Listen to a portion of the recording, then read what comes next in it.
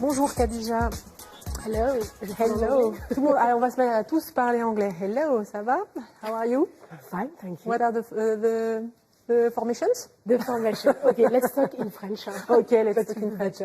Les différentes formations Khadija pour étudier les langues. Alors effectivement, les langues, souvent elles bénéficient d'un engouement assez certain de la part des étudiants, mais en même temps, paradoxalement, les Frenchies ont un peu du mal aussi à parler des langues étrangères et notamment à s'exprimer en anglais.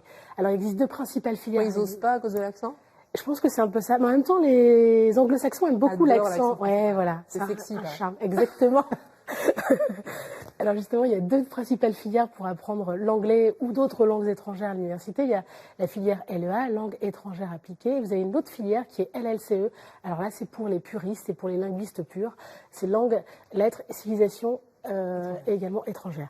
Alors dans ce cas-là, vous bachotez, vous mangez toute la journée, si vous faites de l'anglais par exemple, de la civilisation, de la linguistique, de la grammaire, du thème, de la version et de la phonétique pour avoir un super accent so British. Moi je connais bien, mais j'ai fait ça mais en allemand. Sympa aussi. C'est bien aussi, c'est pas le même accent Khadija. Quel débouché à l'issue de tout ça? Alors il y en a plusieurs. C'est vrai que les débouchés naturels en général, c'est l'enseignement, la recherche ou éventuellement l'interprétariat ou la traduction.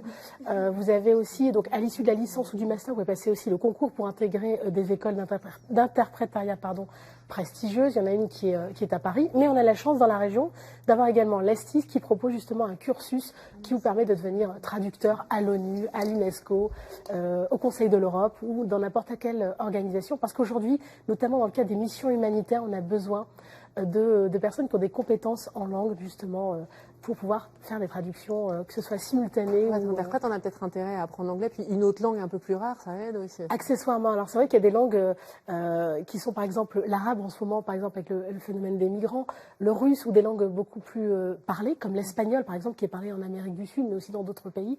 Il y a des langues comme ça qui sont très prisées, et c'est vrai que c'est important d'ajouter aussi une langue peut-être un peu plus rare, un peu plus singulière entre guillemets à son arc, comme le chinois, le japonais et d'autres langues asiatiques, l'indien par exemple. Et pour conclure, on va faire un focus sur une formation un peu particulière. Alors, Lille 3 a été primée. Lille 3 propose déjà depuis quelques années un master justement en doublage de films. Donc, si vous êtes accro aux séries télévisées, si vous voulez traduire les films, les séries, etc., il y a ce master qui est vraiment reconnu, qui attire chaque année de nombreux étudiants qui viennent des quatre coins de la France.